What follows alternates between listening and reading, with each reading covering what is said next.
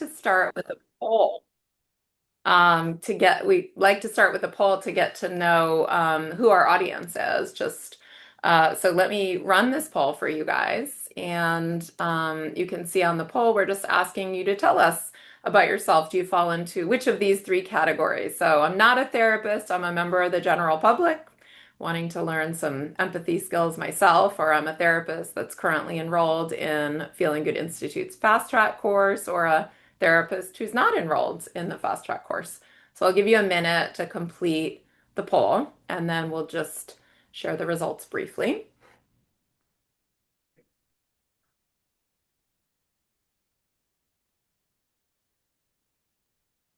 Okay, I'm gonna end the poll here, although I see that maybe about 80% of you guys have filled it out so far. And here are our results. So today, 40%, 41% of our attendees are not therapists, members of the general public. So that's a pretty big percentage. And then we've got 55% of you who are therapists not enrolled in the fast track course, and 4% of you are currently enrolled. So we've got about 60% therapists and 40% general public today. And that's great to have more general public. That's what I've been pulling for. So thank you all for attending. We'll see if we can have more appealing classes and courses for the general public as well as therapists. So let me start just by telling you a little bit about who David is. And David probably needs no introduction, but David is a world-renowned psychiatrist, a CBT legend, one of really the fathers of cognitive behavioral therapy. He's a best-selling author, and he's also developed the amazing Feeling Great app, which he's going to tell you about kind of at the end of the webinar today. And I'll tell you a little bit about who we are at Feeling Good Institute. Our mission is to help therapists deliver better outcomes so that patients can recover faster and more fully. And we train and certify therapists in TEAM-CBT, the framework that's been developed by David Burns.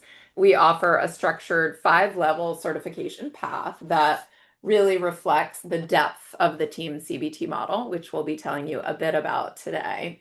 And Feeling Good Institute began back in 2014 with one vision, which stemmed from a shared frustration amongst Angela Maor and myself, because back then the only way that you could learn TEAM-CBT was to study directly with David at Stanford, often for many years. And sometimes, if you were lucky enough to get to see David in one of his intensives around the world. But the model was super powerful, but often wasn't super accessible to many therapists. And so we set out to change that, to make David's tools, techniques, and training style more accessible to more therapists. We wanted therapists everywhere to be able to learn these tools, sort of deeply, flexibly, and with lots of support. On this slide, I just want to mention to you that it might surprise you to hear this, but experience alone as a therapist doesn't actually make therapists better. So just doing more sessions doesn't necessarily lead to better outcomes. And we know this is true based on psychotherapy research studies. And if anything, we all get a little bit less effective with time. What does work actually is learning, practicing, getting feedback, something called deliberate practice, and repeating that cycle. And so that's what we emphasize in all of our trainings. We don't just teach techniques, we really replicate David's training style, which is built on this idea that we only get better from practice and feedback. And so we emphasize this in all of our trainings. We're even going to do some practice with you today.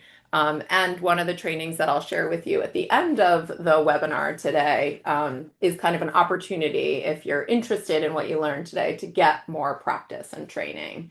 So we'll share with you this program that we've just developed that's called CBT All Access. It's a new subscription program that gives therapists everything they need to build strong, effective CBT skills, which is practice, feedback, mentorship, including CE credit and a great community.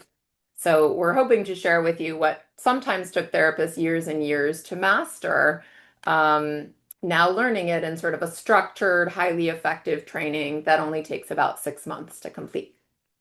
So we'll touch on David's app and also other opportunities to learn and grow and train with us at the end of the webinar today. I'll just briefly mention if you are a therapist wanting your CE credit and you registered and paid for the CE option, we're going to do something different than usual. We're not going to drop the CE survey in the chat today. We're going to email it to you. So if you registered to get CEs, you'll get an email today at 1 p.m. Pacific with the CE survey. Please make sure that you complete that by the end of the day today, and then you'll receive your CE certificate of completion within a week. So look for an email from us when the webinar is over today and make sure you're here till the very end. These are our learning objectives today, and I won't read them to you, but this is what you'll make sure that you learn from us today. And then I'll just start by telling you a little bit about the TEAM-CBT model, and then I'm going to turn it over to David to talk more specifically about how he sort of got interested in empathy, which is what we're going to be focusing on today. So the TEAM-CBT model is a framework for how all effective therapy works. It means that when we work with patients and trained therapists, we focus on testing or measurement. We take measures of symptoms and of the therapeutic alliance at the beginning and end of every session. We track change over time. We use measurement or testing to make sure that we totally understand our patients and also that our patients are getting better to keep therapy on track. We focus a lot on teaching therapists empathy skills, and that's what our webinar is going to be focused on today, the 5 secrets of effective communication. And this is to help therapists to be able to connect with and empathize with kind of even the most challenging of patients. Because we can't use powerful methods if we haven't first understood and connected with our patients. We also teach and practice with our patients what's called assessment of resistance or addressing or melting away resistance. We look at what are good reasons not to change, what are good reasons not to do the hard work of therapy, so that we're not just throwing methods at patients, but we're really kind of melting away resistance to change before using methods. And then what many people think of when they think of CBT is the M in TEAM, which stands for methods. And we use lots of cognitive, behavioral, interpersonal, and other kinds of methods to help patients get better faster. So I just want you to know that what we're teaching you today, which is empathy tools, is just sort of one piece of an overall model for systematically working with patients to help them to get better. And I'm going to turn it over to David to tell a story to start us off today. Yeah, so some of you who have read my book, Feeling Good, may recall this story of Sterling Morey. But in the early days of cognitive therapy, when we were all just getting started in the mid 1970s, Beck had his Center for Cognitive Therapy up on the 5th floor of the Gerard Bank building, right across the street from the University of Pennsylvania. And I had just opened my clinical practice, and I had an office on the 3rd floor. And one day, Dr. Beck called me and he said, David, I've got a problem. When I was in England, I gave a lecture on cognitive therapy, and a medical student named Sterling Morey approached me and asked if he could come and study at our Center for Cognitive Therapy. And I told him, yeah, sure, come on over anytime. We'd love to have you. Well, I forgot that I invited him, and he showed up today from London. And he's expecting, to get a month of training, and we don't have anything to offer him. So I told him he could sit in with you on your patients. Is that okay? And he could watch you doing therapy, and that way he would feel like he was getting training in the new cognitive therapy. And I was really shocked because I didn't want some medical student sitting in the office watching me do therapy. I didn't think the patients would like it either. But I felt under pressure and I didn't want to let him down. And I said, well, maybe I said, I don't know if my patients will tolerate that because they're paying for sessions and they probably don't want a stranger watching their therapy. But I could maybe try him on 1 or 2 sessions and then see if it works out. And I can't promise more than that, but we could at least check it out. And he said, well, okay, I'll send him right down right now and he can start. And so we got on the elevator, and 3 minutes later, he was in my office, and I was just getting ready for my next patient. And Sterling seemed like a very nice fellow. He was seemed very a little insecure and meek, and he told me that he'd never had any psychology in college and no psychiatry rotations yet in medical school, and he said he didn't know anything, and he just wanted to, sit in the corner and watch so he wouldn't have to say anything. And I said, Sterling, that would be feel very abnormal. But I have three nice, comfortable chairs, with upholstery in the office, and we can kind of sit in a circle. But don't worry, I won't put you under any pressure or anything. I'll carry this session, but at least the patient will feel more comfortable, like we're all working together. And then the very next patient, I asked permission if, I said I have a medical student from London here for the month, and would it be okay if he sits in on our session with us?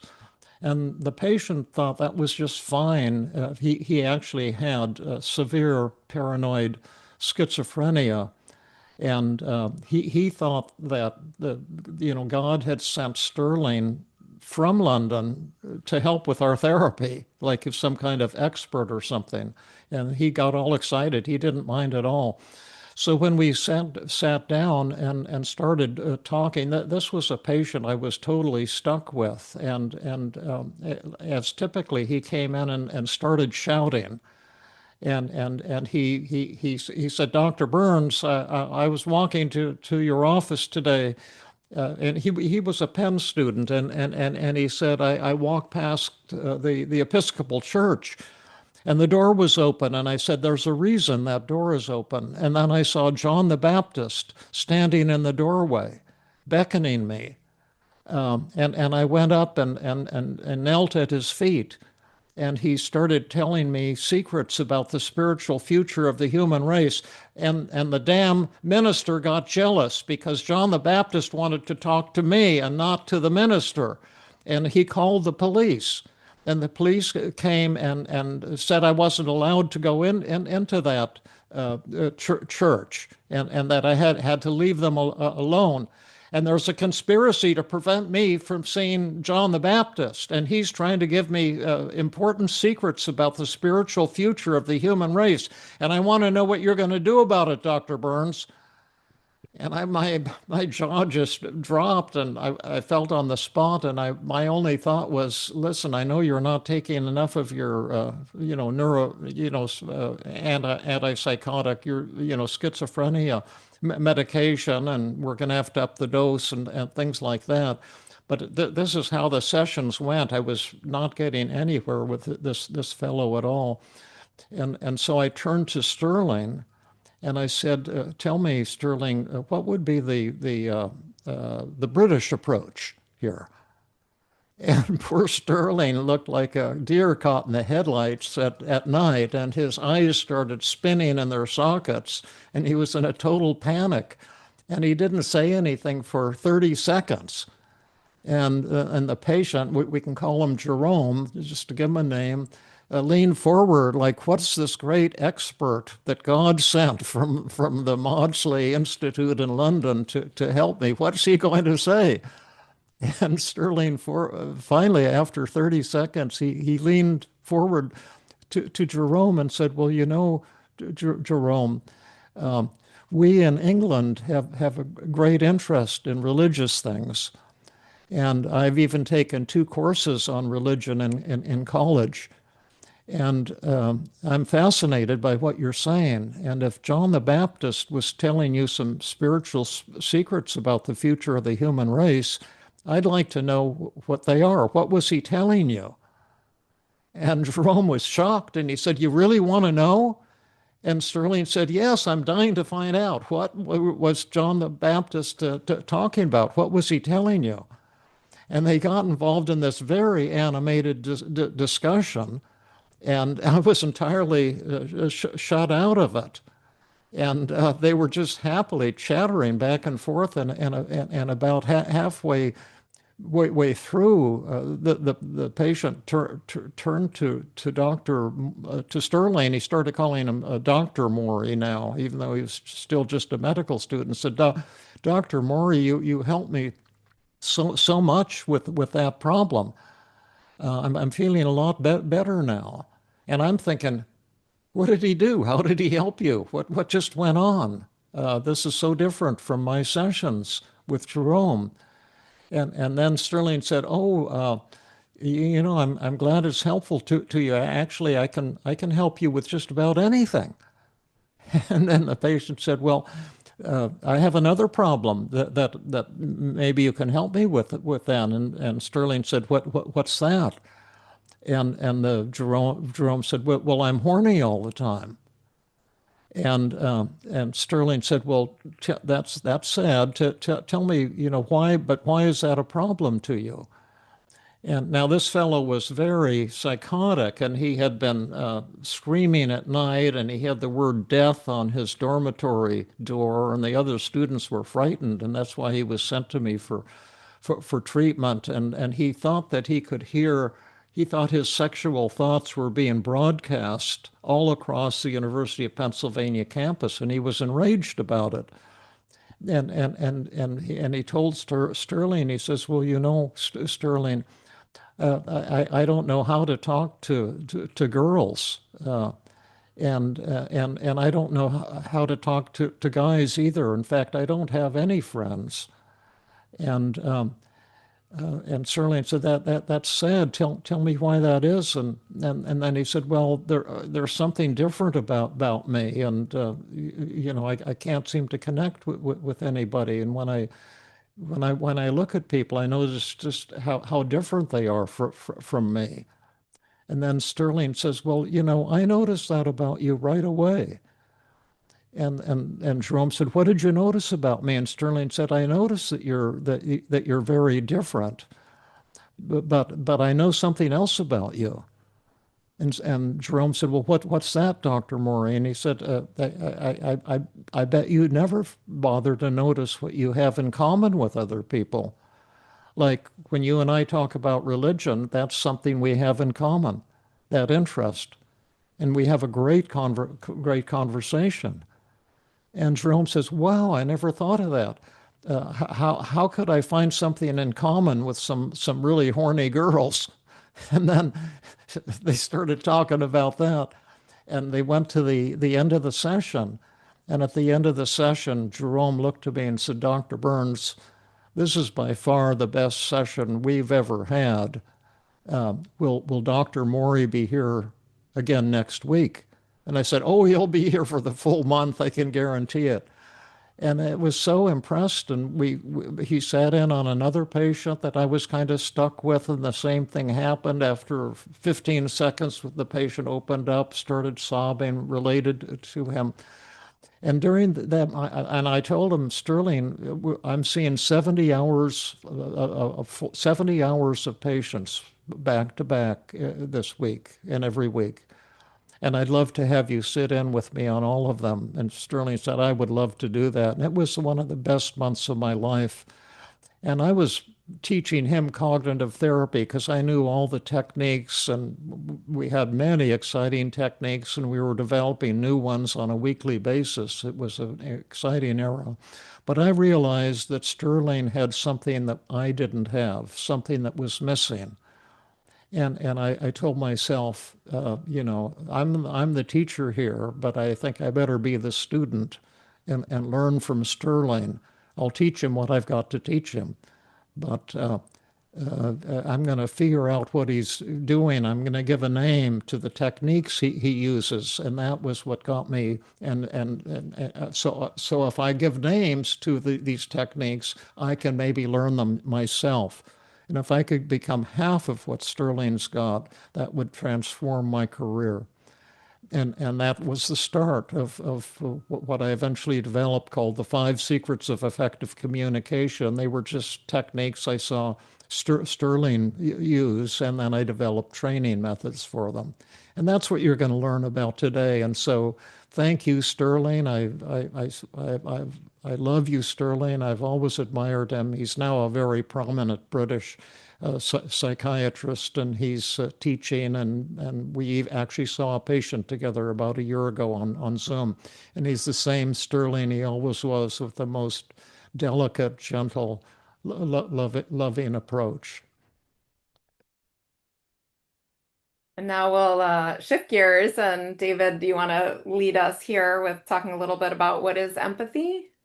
Yeah. I feel like accurate empathy, we sometimes call it, has three components, and this is for the general public as well as for therapists. If you're talking to your angry teenage son, or to a colleague you're not getting along with, um, the first part of it is thought empathy. And that's where you understand exactly how the patient is thinking, and the patient will confirm that. Yes, Dr. Burns, you were talking to Dr. Burns. How did he know? He understood exactly how I was thinking. That's thought empathy. And then feeling empathy is you understand exactly how the patient is feeling inside. What are the names of the patient's feelings? Sad, anxious, hurt, angry, lonely, discouraged, whatever the feelings are. Dr. Burns nailed it. And the third part is, did you convey an attitude of warmth, acceptance, compassion, and trust? Make the person feel cared about, loved, and accepted. And that's more of intangible. And now we've got a poll to ask you a crucial question. Jill? Yeah, so we'd like to ask you before we kind of talk at you for the remainder of our time together and teach you empathy skills. We're curious, do you believe that your perceptions of your own empathy skills are accurate, right? So, how accurate do you think you are at assessing your own empathy skills? And yeah, but you said therapeutic empathy, and let's call it human empathy, because Sure. we want parents and in Yeah. general public to say, how empathic do you think you are in understanding how the people, your family, the important people in your life think and feel? hmm So let me end the poll and I'll share it with you. People are still answering, actually. Let me give you Between another 0 and 100. few 0 seconds. is I don't understand people at all, and 100 is I'm fantastic, like Sterling Morey. Right. But our question here was yes or no. So do you believe that Oh yeah, your sure. perception, do you think your perception is accurate? Not how empathic are you, just do you think your perception. You might think you're not empathic, how accurate is your Yeah. perception? So here are the results. So we said 64% said, yep, I do think my perceptions of my empathy skills are accurate. And 36% said, no, I'm thinking maybe I'm not so accurate at assessing my own empathy skills. Well, that's a great thing for us to build on here. I did a study to find out the answer to this question at the Stanford inpatient unit. And I was validating my easy diagnostic survey on 178 consecutively admitted inpatients. And each of them had an interview by an expert interviewer, that about a 2 hour structured interview asking the patient all about their emotions so as to assign the DSM diagnostic categories. And that way, my easy diagnostic survey is a self-assessment test, and that way I could validate it and show that it was actually getting at these diagnostic categories, but in a quicker, easier way. And then, but what I did after the expert had spent like 1, 2, 3 hours and sometimes more just asking the patients about their depression, their anxiety, their suicide, their anger, all of these questions. What they didn't know I was going to do, I had them turn their chairs in opposite directions so they couldn't see each other. And then I gave them my brief mood survey, which it's a very short survey it's highly accurate, that assesses how depressed are you feeling right now? How suicidal are you feeling right now? How anxious are you feeling right now? How angry are you right now? And then also, how empathic was this therapist that you just spent 2 or 3 hours with? And at the same time, the expert filled out the same survey, guessing how depressed the patient is at this minute. You just spent 2 hours talking with him or her or that person about their depression. So, how do you rate it on a 0 to 100 scale? How suicidal do you think they are? How angry do you think they are?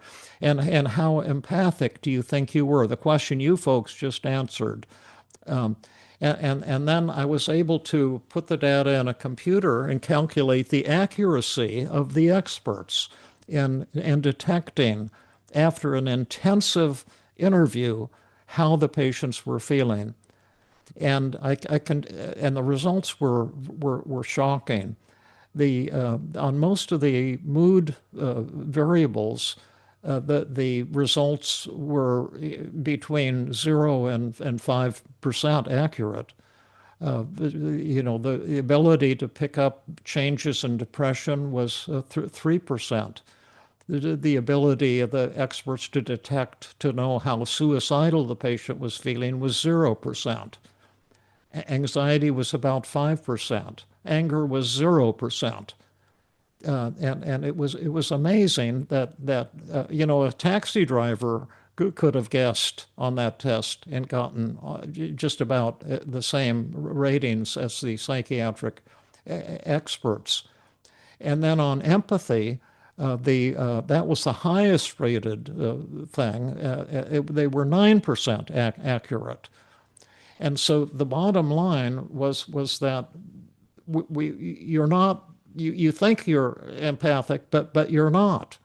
The experts' idea of how empathic they were had nothing to do, pretty much, with how these 178 patients were seeing them. And it was shocking. Then you say, well, maybe that was just some silly work that Dr. Burns was doing that isn't valid. But I'm also put in your slides an independent study by Hatcher and colleagues going all the way back to 1995 that came to similar conclusions. Their estimate on accuracy of empathy, the shared empathy experience, was only 9%, the exact thing that I had come to. And so the bottom line here, and we're going to show you how to drastically boost your empathy skills, but it's good to start from a position of humility, because we have the illusion that we understand other people when in fact we don't. Yeah, and so we're going to start off actually and we're just about to start rolling out many of these methods that you're all probably super curious about. How do I become more empathic? We're going to start out by just mentioning a couple of really challenging statements that you as a therapist might hear from patients, and then we're going to invite you to share therapists and general public, just challenging things people might say to you in the chat box. But so one, we're starting here with how would you know how I feel? You're not living on the street. You've never been hooked on drugs. Or I just saw an ad for Prozac. Should I be seeing a real doctor or should I stick with you? I hope That's actually the most terrifying one to students that we've worked with at Stanford, like psychiatric residents and others. Are you a real doctor? and this would be a pretty angry patient saying, I hope you feel suicidal someday and have to talk to someone just like you. That was Which a would teenager talking with a colleague who works, and that blew his mind. Uh, yeah, you want to do the remaining yeah, ones, yeah, David? yeah. And another common one. I did what you said, doctor, and now my marriage is worse. And then a very common one that therapists hear is, you don't really care about me. You're just in it for the buck. And when we teach empathy, we teach how to respond to these difficult statements. Because if you can handle these and get an A+ in your response to these really heavy-handed challenges, then you're really in the expert range. And if you're a general citizen, I'm sure you can come up with a similar list of things you've heard from your angry, teenagers shouting at you or arguing with you or being very difficult. So now what we'd like you to do is share a statement a patient might have said to you or a loved one, something really challenging or critical that you've heard, something that feels hard to respond to. And we'd like you to put it in the chat box, right? Mike is going to read some of these to us, or actually, I can even read them, Mike. If you participants enter them in the chat box, we can just kind of read them out loud, hear from you. What are things patients or loved ones say that are hard to respond to? And also, you can share with us how do you feel when people say these kinds of things to you? So Yeah, we're you just gonna, feel anxious, angry, defensive, hurt, pissed off, that yeah. type of thing. And we're just gonna take a minute to kind of read a few of these and connect with each other over some of the hard things that we sometimes hear. And so, David, I'll start reading them. A Yeah. patient saying, I don't want to get better. I just want someone to listen. hmm That's a good And one. I'm never going to find someone who will love me. So, like a hopeless patient. Right. And the therapists are not sharing how they feel in response to these. And not yet, but maybe people will start. So, Yeah. start sharing your feelings. How would you Yeah. respond? Like when you heard that as a parent or a therapist, how did you feel? Yeah. And I'm never going to find someone who will love me. You abandoned me as a patient. Someone who said, my daughter said, you don't care about me, right? It's a fairly intense one here. Somebody said, "You haven't been raped. You're a man. You don't know what it's like." Yeah, that's a good one. But no one's sharing their feelings. That's so interesting. We're getting them here. It's just that we probably we didn't ask right away. So shocked, sad, embarrassed. Oh, yeah. Inferior, Um, upset, hurt, anxious. There we go. Now we've got the whole picture. Thank oh, you, we got one everyone. here. Chat GPT does the same job as a therapist. Yeah, right. Only Um, better. Yeah, someone said I feel misunderstood. Yeah, I tried to tell you what I was feeling, but you didn't listen to me. Yeah, that's a good one. Yep. You're not a parent of an autistic child, so you don't understand what I'm going through. Yeah. How sad is And that? someone saying, I feel sorry for your future clients. And Oh, yeah. the therapist felt hurt and offended. Oh, yeah. Yeah, so we've got hundreds of, things that people would feel terrible hearing. And Well, we're going to go through all of your examples. We're extending the workshop by seven exactly. hours. Exactly. So should we move on, David, Yeah. and share? Yeah. So what we're going to be teaching you now for the remainder of the webinar is how to talk with your ear, and we're going to spell out what all of that is. But ear stands for empathy, assertiveness, and respect, and all three of these pieces are crucial to really connecting with people, and particularly when they're angry with you.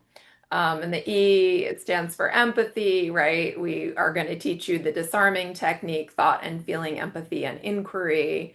Assertiveness, we're going to teach you how to share your feelings openly. This is not what most people think of as assertiveness, but sharing your feelings with patients or with people in life. So you're not just listening and feeling like a doormat, you're sharing a part of yourself, but in a way that's warm and genuine and not threatening. And then how to express yourself respectfully using stroking, kind of even when things are difficult. By the way, people are commenting in the chat box that they can't see the examples. Yes, the chat is restricted to us because there's so many people in the webinar and people comment that it's very distracting. We don't want you spending a lot of time in the chat reading other people's answers. That's why we're sharing them out loud. Yeah, now let's take a closer look at the five secrets. Mhm. What's the disarming technique? That's defined as finding the truth in the criticism or what the other person's saying, even if it seems illogical or irrational or self-serving or unfair. Thought empathy is paraphrasing the other person's word, saying what I heard you say just now was A, B, and C. feeling empathy is acknowledging how the other person's feeling given what they said. And you might be adding, I wouldn't be a bit surprised if you're feeling a bit hurt or angry or sad or discouraged right now.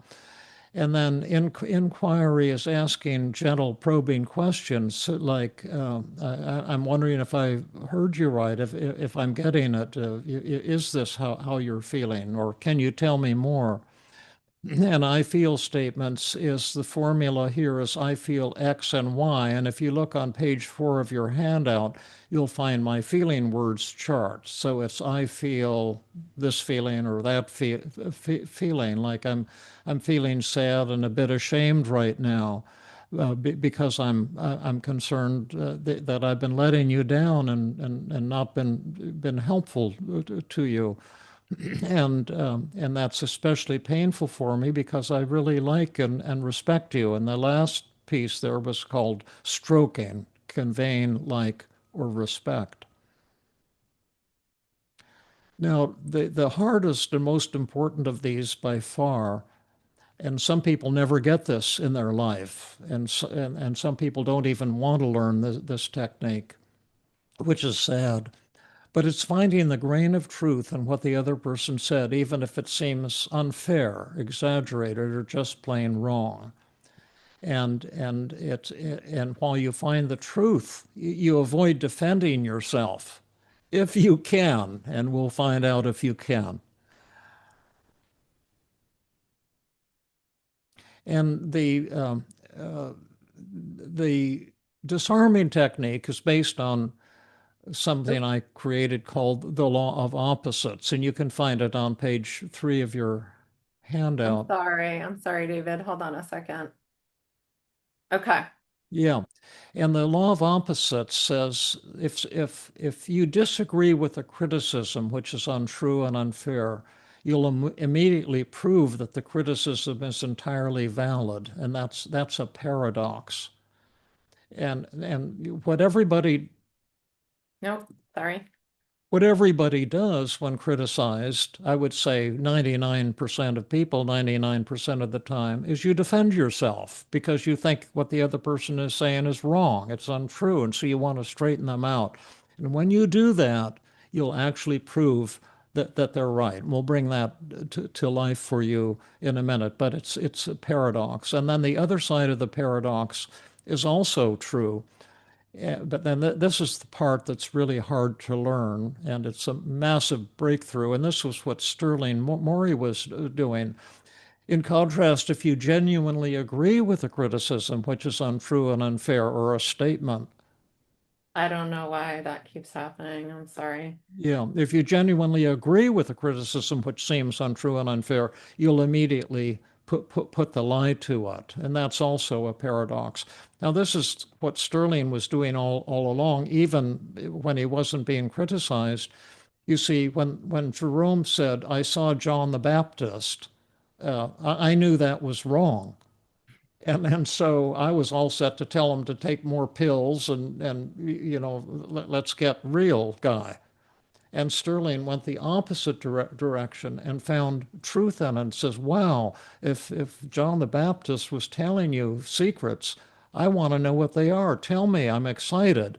And that instantly transformed the interaction. And then the law of opposites just takes that and applies it to criticism and all kinds of conflicted situations. And you can also understand and imagine the simplest example of that is if someone says, you're not listening to me, and you defend yourself, you're doing a really terrible job of listening to them. And if someone says, you're not listening to me, and you say, you're absolutely right, I haven't been doing a good job of listening to you, in that moment, you've suddenly become an incredible listener, right? And so we have lots of examples of when you just see the truth in what the other person says, suddenly it doesn't seem so true anymore. Beautifully stated. Now, the disarming is the hardest for people to get because everyone, including every one of you right now, believe that when people criticize you, they're saying things that really are wrong. They say, "How can I disarm something that's not true?" And in point of fact, there aren't any things that aren't true. But we have to give an example. Like I was teaching some Stanford residents, how important it is to find the truth in what the patient says. And that one of the residents I knew had an MD from Harvard Medical School and a PhD in engineering from MIT. And he asked the question. He said there was an involuntarily hospitalized teenager on the inpatient unit today, and he was trying to trick me into letting him out of the hospital. And I knew from the nurses that they told me that he was trying to get out of the hospital so he could complete his suicide attempt. And when I told him we weren't going to let him out of the hospital, he shouted at me and said, "You're stupid." And then the resident said, "How could I possibly agree with a statement like that?" And let me ask you folks who were here, what do you think about that when this hospitalized suicidal teenage boy shouted at his psychiatrist and told his psychiatrist, "You're stupid"? Was he saying something that's true or false? And maybe we can get a couple of chat answers. Hmm. Okay, we've got a couple people saying, oh, I guess people are maybe making attempts at disarming. I really am sometimes. Sometimes you're right. I don't know everything. I'm stupid about a lot of things. Yeah, well, those are beautiful examples, right? Yeah. And the response that one of my residents, Anthony Mascala, gave in this situation was to say to the young man, I'm feeling pretty stupid right now. Because I haven't been helpful to you at all, and you have every right to be angry with me. The nurses told me that you're trying to get out of the hospital so you can complete your suicide attempt. And I can tell you that if I let you out and you died, I don't think I could live with myself for the rest of my life. But I agree that I've really failed you because I haven't been at all helpful to you, and I'd like to hear more what it's been like for you and how angry and pissed off you feel and how frustrated. And if you say that, you're agreeing with him. I am pretty stupid, but he'll suddenly conclude, wow, this guy's listening. This guy's pretty smart. And in point of fact, the young man melted and cried and opened up and formed a meaningful connection. And that's how the disarming technique works. But you have to be able to learn how to do it, and it won't come naturally. It can be learned. I had to learn it. I worked Right. 2 months to learn how to disarm what Yeah. seemed like ridiculous criticisms. And David, lots of people had, some people put caught on and put in the chat box, you're right, I can be stupid. And of course, it goes a lot deeper than that, really seeing the truth in what the patient is experiencing. But some people were defensive in the chat box, from your perspective, I might be stupid, or, Oh yeah, everyone's stupid sometimes, or, and I'm just yeah. sharing that to say that all of us have a lot to learn around how to disarm effectively. And it's so tempting to defend ourselves and to say, I can see how you might think that, or different things that kind of qualify. You're trying to disarm, but you're really kind of being sneakily defensive. So we're going to do a challenging disarming exercise with all of you. This one we're just going to do in the chat box, although later there's going to be an opportunity to actually practice with us live. But in this exercise, we're going to imagine that the patient says to you, you're not helping me. You don't get me. And you don't even like me. How would you respond to that using the disarming technique? And we're going to teach you so many other techniques today, too, that will be really helpful. But for now, just how can you see the truth in what the patient is saying? Yeah. Now keep in mind, we've given you an easy example previously, and Mhm. this is challenging. And the disarming technique is you have to literally agree with 3 things. You're not helping me. Okay, you have to agree with that. You don't get me. Okay, you have to agree with that. You don't even like me, the patient is saying to you, or the teenager, or your son or daughter, or whoever. You have to agree with that. How are you going to do it? Let you can strut your stuff if you like and put it in the chat. But Yeah. but one of our philosophies today is called learning through joyous failure. And then if you're willing to fail and set your ego aside, that's how you're going to learn. And this is an exercise. There's a high likelihood you'll fail on. So put your best shot in the chat and check your ego at the door, and we'll give you some feedback. And someone asked the question, hopefully you should believe what you say to disarm. Yes, absolutely. It has to be done Yes, yeah. When you sincerely. disarm, you have to come from the heart, and it has to be 100% true. Right. So Can't what's be. 100% true?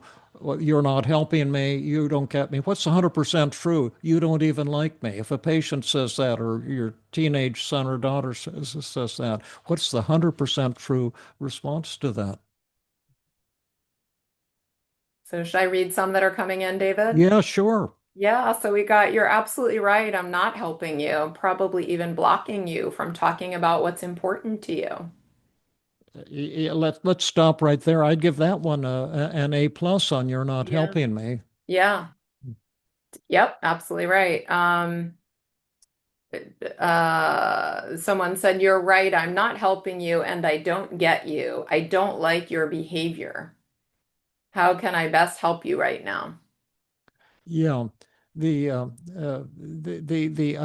I don't like your behavior. Well, you give your feedback on that. Yeah, yeah, I'm with you. So, you're right. I'm not helping you and I don't get you or I'm not understanding you. I think that part is the beginning of a good disarm, right? At least to the you're not helping me part. And maybe I don't get you. I think that I don't like your behavior in this context feels off-putting, definitely not disarming at this point, and it Yeah, could feel yeah. It's pretty not critical. genuine. It's not genuine disarmor. It's the therapist trying to preserve your Right, ego and be an right. expert. I don't like your behavior. You're saying, you're denying their statement. You don't even like me, and you're just putting them down, which proves that they're right. And this one actually, I think, does something similar, but I think, stronger here is you're right. I haven't been helping you. I think it's true. I don't understand you. And right now I'm having a hard time liking you. And again, there'd be Yeah, a lot more that I think would go into a strong five secrets response, but from the yeah. perspective of disarming, I think that's right on the right track. Yeah, that's a beautiful first step. Kudos to whoever put that in the chat. Samantha. We've got some people doing some inquiry, like, can you explain to me what I've done so that I can do better? But Well, we would that's say kind of that, a problem solving right. thing and a severe avoidance of the disarming technique. Yeah, yeah. Um, this is an error we sometimes highlight, David. I'm so sorry I'm not helping you. How can I help you? Yeah, yeah, that's like apologizing and problem solving and not acknowledging the truth in these statements. Right. Yeah, if you practice it with partners or with loved ones, you realize there's so much relief that comes from someone saying, "You're right. I really haven't been helping you. The work Yeah. we've been doing together hasn't been Should we helpful." should we just model a good maybe a decent response to these, Jill? Sure, sure.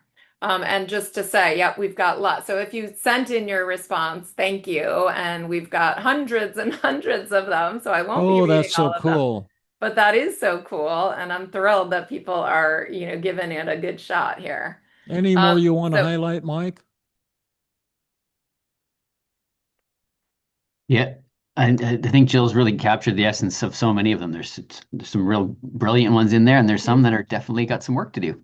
Mhm. Yeah, cool. So David, should I hurl this one at you and you can give us a beautiful Yeah, response? sure. Yeah, Well, I'll do my best. I might, right. get a F also.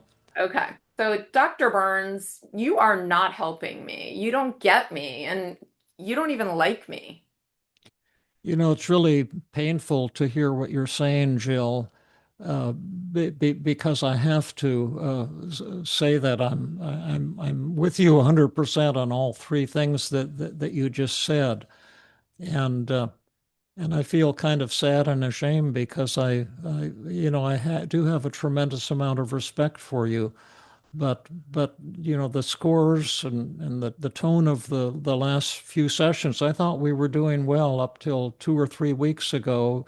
But then I've just been totally not connecting with you and understanding you in the last 2 or 3 weeks, and what I've been doing has not been helping. In fact, your depression scores have been getting worse every week.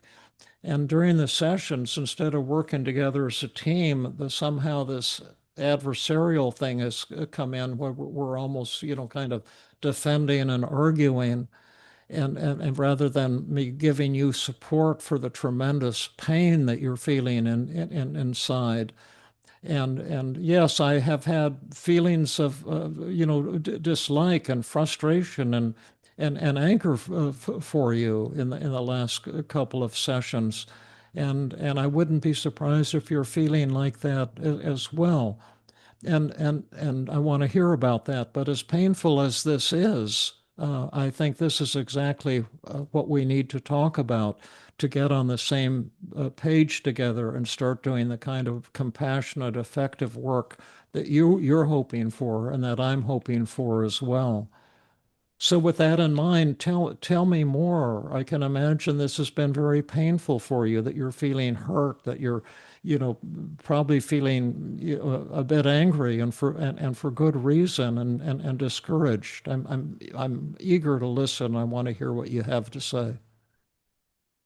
Yeah, beautiful, David. I'll give you an A+ on that. And I want everyone to know, number one, yes, you did beautiful disarming. So you were able to disarm kind of all three parts and agree with all three parts of the patient statement. And then, you definitely used many, many of the other five secrets too. You shared your feelings with the patient. You did some stroking about caring about the patient. You ended with some inquiry, inviting the patient to share more. So just to let everyone know, that was kind of a beautiful five secrets response with all the bells and whistles.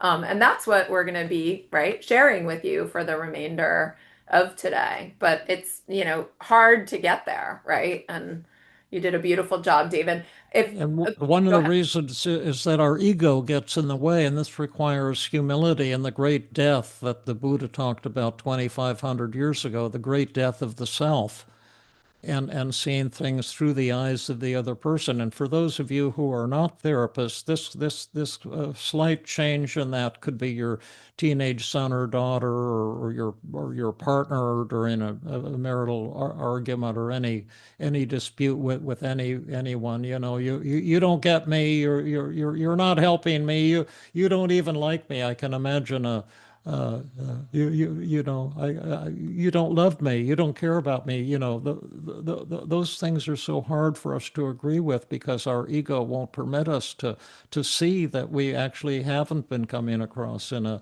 loving, caring way, and we really are pissed off at the other person. And David, before we move on, I want to address one comment that a therapist made, which was they said, I wonder if some of this could be received as passive aggressive. And I want to address that right off the bat, because if you were thinking that, that would leave a really bad taste in your mouth. I want to say that everything that we're teaching and everything that we practice is totally coming from the heart. It's authentic. We actually believe that our patients have a right to feel what they're feeling and that there is truth in what they're saying. We're not bullshitting. We're not being passive aggressive. We're not doing anything sneaky or manipulative. In truth, I've been practicing this for 18 years now. And in truth, when I'm empathic and disarming in my personal life, it is 100% true. When my kids say, Mom, you're being so annoying, and I say, I know, I was just being so annoying, bugging you about this thing, I totally mean it. I'm not being passive aggressive. I see the truth in what people are saying when they're critical of me. So that'll be important for people to actually feel and experience, right, as you practice. We do need to keep moving, David. So Okay. maybe you could just make a quick comment on this slide. Yeah, and then, disarming is incredibly hard, as that last challenging question brought out, that instead of doing it and being genuine, people want to act fake and passive aggressive. Well, why is it so hard? Well, one thing is you may not know how to listen to the music behind the words. You see that the patient's words or your son or daughter's words are distorted and illogical and exaggerated, but there's something they're trying to tell you that is 100% true. And it also requires the great death of the self, humility, and genuineness. These are not techniques to try to manipulate someone. So let's we just did disarming, right? And so the next secret, or it doesn't really matter what order, but the next secret we'll talk about is thought empathy. And this one is straightforward, although still challenging. The idea is that you're going to repeat what the other person said using their words so that they know that you're listening to them. And writing down what your patients say during session, and especially if someone is saying something that's kind of angry or accusatory, jotting down notes while you're listening to them so that you can actually kind of repeat back what they're saying. It, sounds like you're saying A, B, and C, or yeah, I heard that you were sharing A, B, and C with me, and really kind of repeating back exactly what they said. So taking notes, repeating things back using their words. And again, of course, not doing this in a robotic way, but in a way where I'm really understanding what you're trying to tell me. Beautifully stated, Jill. And then feeling empathy. This is, or sorry, I feel statements, which is actually one of my favorites, although some therapists really struggle with it because I feel like this is where you have a chance to be really open Can I and ask a quick vulnerable. question? Why are we going from thought empathy to I feel statements? Oh, you're right. Did I skip one? I've been having trouble with the cursor today. I don't know. Wait, do we do thought empathy? Where is And feeling empathy, David? generally, we do feeling empathy, and Huh. I feel like our slide disappeared on feeling empathy, which I don't understand. Um, why well, don't you, let's yeah, just tell them what go feeling ahead. empathy is. Go ahead. And I'm so puzzled because I know it was there. Yeah, it is, it is a puzzle, but feeling empathy is the other half. There's thought empathy and feeling empathy. Once you know the other person's words, repeat their words, like you told me that everyone's trying to screw you over all the time. And then I can imagine that you might be feeling A, B, and C, something like that. And so, well, how are they feeling if they think people are trying to screw them over? I can imagine you feel angry and frightened and tremendously insecure. And then the inquiry, can you tell me if I'm reading you right? Can you tell me how you are feeling? Right. That type of thing. So the feeling empathy is, wondering about how the patient might be feeling and using feeling words to bring that to life. And honestly, I know the slide was there, so I have no idea what happened.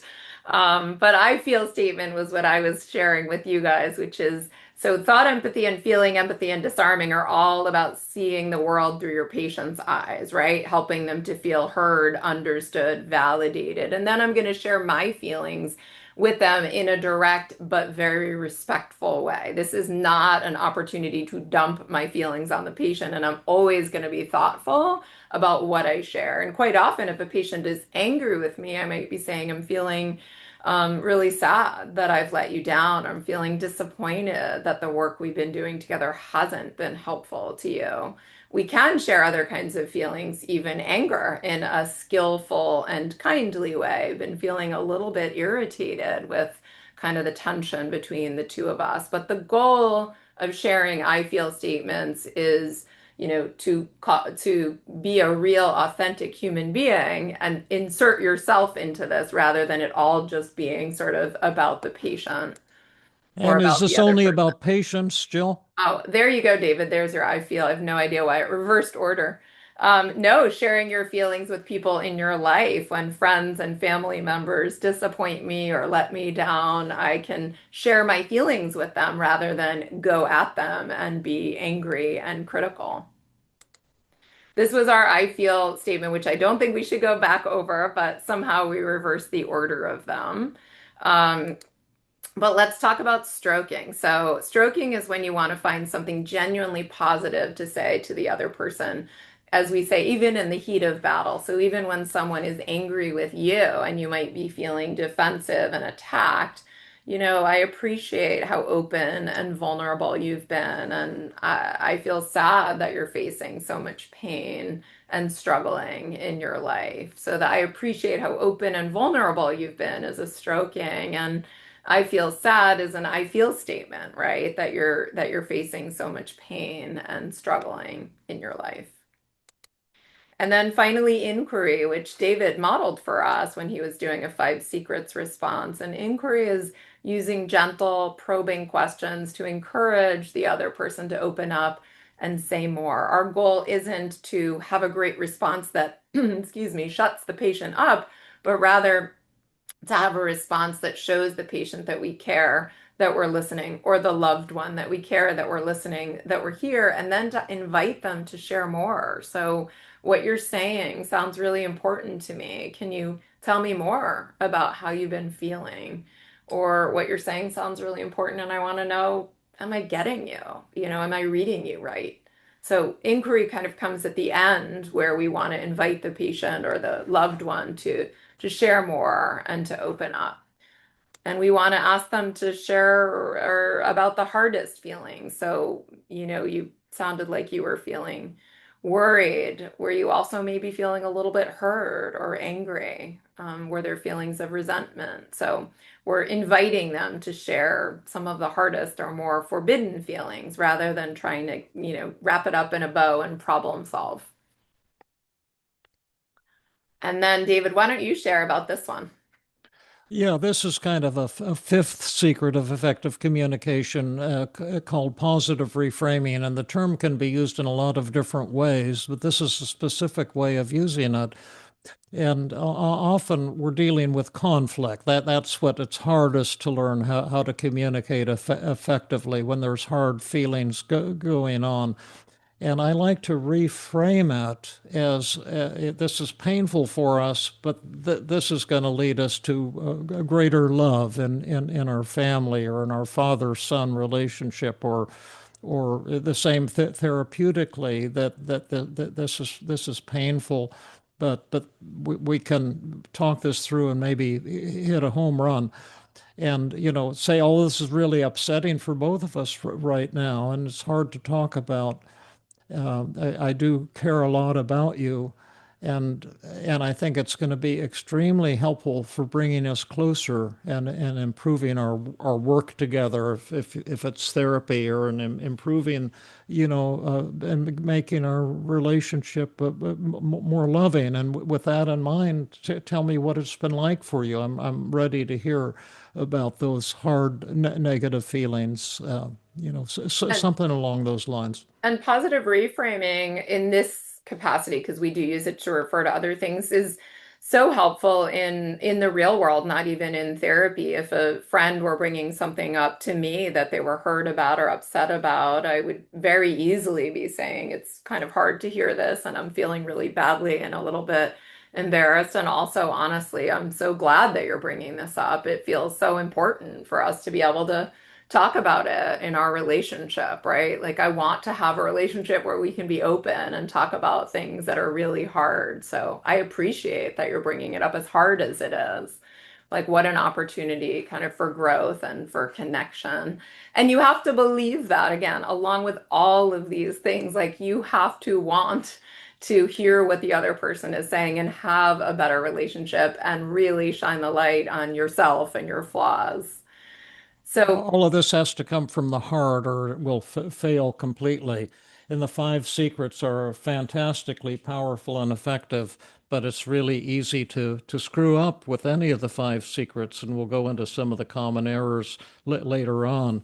But it's not going to be easy. These are not gimmicks. These are not simple things, and they're often hard emotionally as well as intellectually, because they do require the death of the self and humility.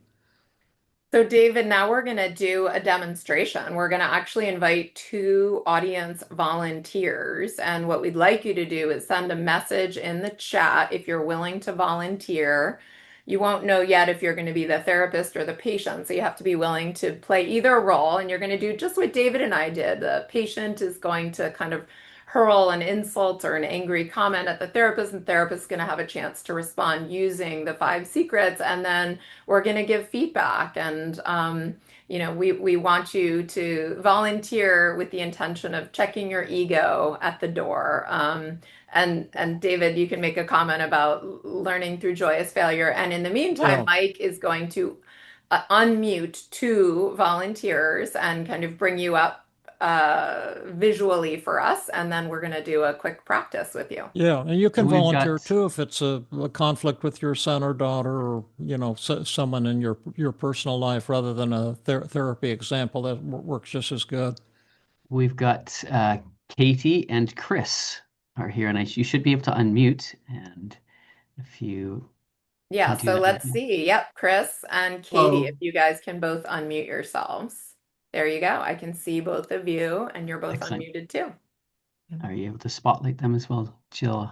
Let me just Sure. And confirm. David, why don't you explain the let's but and then we can have them introduce themselves. But David, you want me Great. to move the slide and you can kind of talk Yeah, about how this is going to go? yeah. Is this going to be a therapy one? Katie and Chris? I think Sure. so. Yeah, okay. And then one of then the main thing, are you both ready to learn through joyous failure? Then Absolutely. screw up and be grateful for it. I'm good at screwing up. I'm glad to be grateful for it. Okay, awesome. That's music to my ears. Now we're going to have one of you play the role of an unhappy, disgruntled patient. Who can get into the mindset of an unhappy, disgruntled patient? I can. Oh, good. Yeah, that was very smart to volunteer quickly because you got by far the best role there. And the slides seem to be jumping around still. Uh, Yep, uh, we're good. Let's keep Oh, going. okay, okay. And so, Casey, you can Katie. make any kind of hostile statement to the therapist. You can just make something up, and you can be just as difficult as you want to be. You don't have to be polite. You don't want to have soft salad. Just see if you can blow Chris out of the water. You've been, pent up for some time, and he began using the empathy scale with you at the last session, and he realizes he got a terrible score on empathy, and he's asking you about it. Now is your chance to dump. The only thing, this is a hard rule for you to follow, Casey, but Katie. Katie, once it's Katie, okay, Yep. yeah, Katie. Once you have made your statement, stop. Now let's on the count of three together. Let's say stop. One, two, three. Stop. Stop. Stop. And do you know what stop means, Katie? To stop. Yeah, stop talking because he's going to respond to your criticism. And he might be brilliant, but more likely he's going to be incredibly lame, which will make your anger increase, and you'll have an irresistible urge to keep attacking him. Do not do that.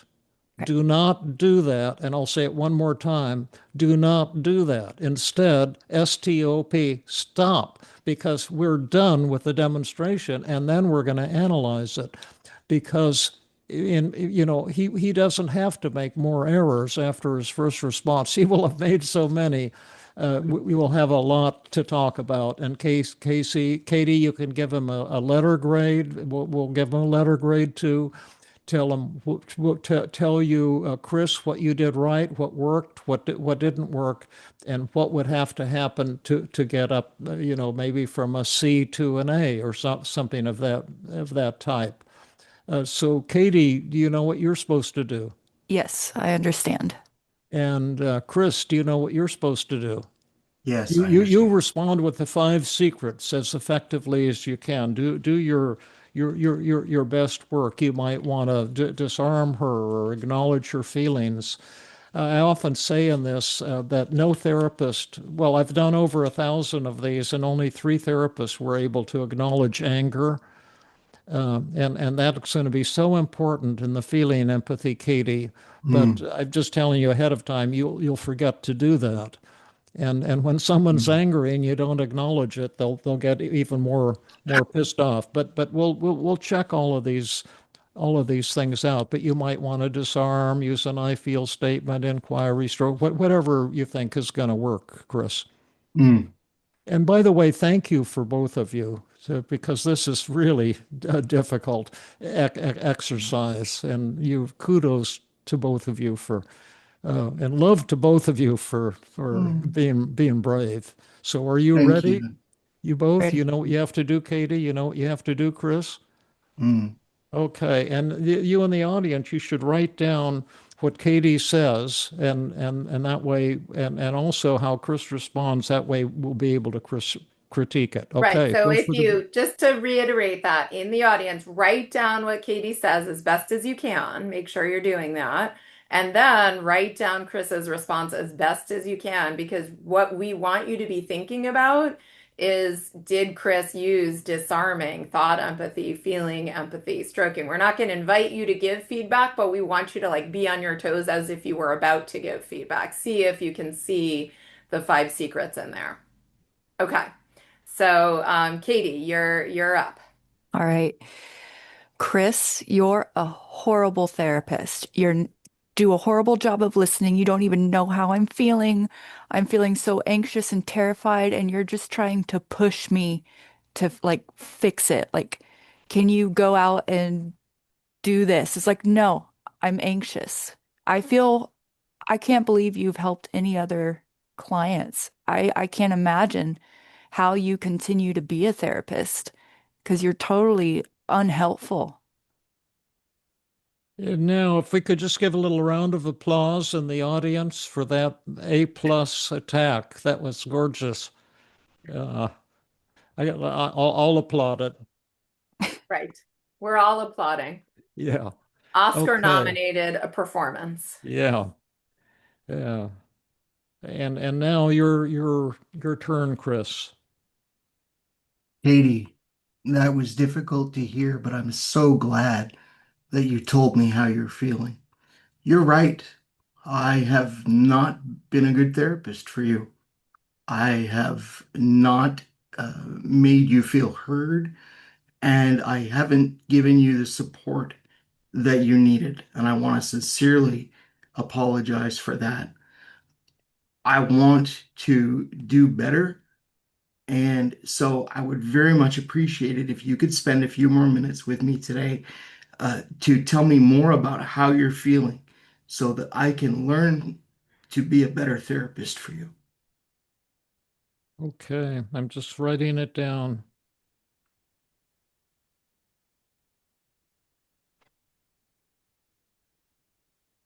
Well, thank you for that. And let me start with you, and then we'll get to Jill. But what letter or grade did you give give yourself, um, uh, Chris, on your response? Did you give yourself an A, a B, a C? Oh boy. I I would probably give myself a D there. A what? A D? D. A Yep. D, a low grade, and that's a severe low grade. Why did you grade it so low, or what did you think was missing, or where did you think you screwed up, or Um, I don't think I don't think I fully I don't think I got everything in there. I don't think that I disarmed well, and I'm concerned that I didn't do a good enough job acknowledging her anger. Um, and I think that I didn't use enough of her words. Okay, okay. Yeah, good specific feedback. What grade did you give it, Katie? I gave it a B. Okay, and then tell us what you thought Chris worked for you and what might have been improved a little bit. What worked well is you started with acknowledging you're right, I didn't, and I haven't been helping you. And you fully embraced that. What didn't work so well, but it wasn't that bad, was saying, tell me how I can be better. Or inviting me to like, how can I be a better therapist? Which it felt genuine that, and but didn't quite, it was kind of like halfway there to like, okay, I get that you are wanting to help me, but it was a little focused on your skills, which part of me wants to Mm, support. Yeah, I'd like you to be a therapist too, a better therapist. That mm, was brilliant feedback. thank you. Chris, I thought I love your humility and your Yeah. openness. I thought you were a bit hard on yourself, Yeah. and you did a lot of things right. Let's see what Jill, what's your Well, also, feedback? I was going to compliment Chris. I mean, number one, yes, you were hard on yourself. You did a lot of things right, but also you had such fantastic, articulate feedback for yourself that was spot on. So, number one, we so often see it's like nearly impossible, close to impossible for therapists to acknowledge patients' anger with feeling empathy, right? That's kind of, and you highlighted that. You caught it, Chris, right? Here she is, definitely angry, disappointed, hopeless. Pissed off, and you missed that. And so I thought that was great that you saw that. That was the biggest thing that stood out for me. I also totally agree with Katie. There was something about your inquiry that it was not open-ended inquiry. It was not, I would like to understand more about you and how you've been feeling, your anxiety, your anger, Mm, tell me more. Instead, it was like, I'd appreciate it if you could please tell me more about how you're feeling so I can learn to be a better therapist. It definitely felt self-centered rather than patient-focused. And yeah, again, I see that now that you say it. Yep. yeah, and it wasn't terrible. Again, I think like Katie said, it still passed, but it wasn't it wouldn't invite her to sort of open up and share more. Mm, And there was one other piece mm, I thought could have been a bit better disarmed, which is she did say in the beginning, you're pushing me to do things. Like the thought empathy is kind of like you're a mm, terrible therapist because here I am so anxious and you're just telling me go out there and do this stuff. And I felt like mm, that was her story, and that's thought empathy would have been to repeat that. You're right. I have been pushing mm, you awfully hard, right? I'm not mm, seeing how hard these things are for you to do. mm. So yeah, I'm with Katie with definitely giving you a B. There were a lot of things you did really well, and then just some things that would be bells and whistles to make it even better. Thank you. Yes, I'm with Katie and Jill, and saying that Chris, I love your attitude and your humility. It's just mind blowing, and you're close to getting into world class area. But I thought their feedback was really good. I also thought that the thought empathy that you avoided certain words that were Mm, humiliating. It'll go away if I don't mention it, but mm, my goodness, Katie, and also when you said, I'm so glad you told me, I don't think gladness was what you were feeling. The mm, but well, Katie, I'm feeling kind of shocked and a little bit ashamed, quite ashamed right now because you're telling me that I'm not failing you, but I'm a horrible therapist, and you can't imagine how I could mm, ever be helpful to anyone, mm, and that you've been in a panic and struggling with anxiety, and you're mm, terrified, and then I'm telling you things to do to fix it, rather than giving you 1 ounce of warmth and support and mm, acknowledgement. And and and uh, and you're saying you can't imagine, how I can continue being a therapist and seeing other patients. And I can only imagine how hurt and disappointed and probably pretty damn angry with me too that you're feeling.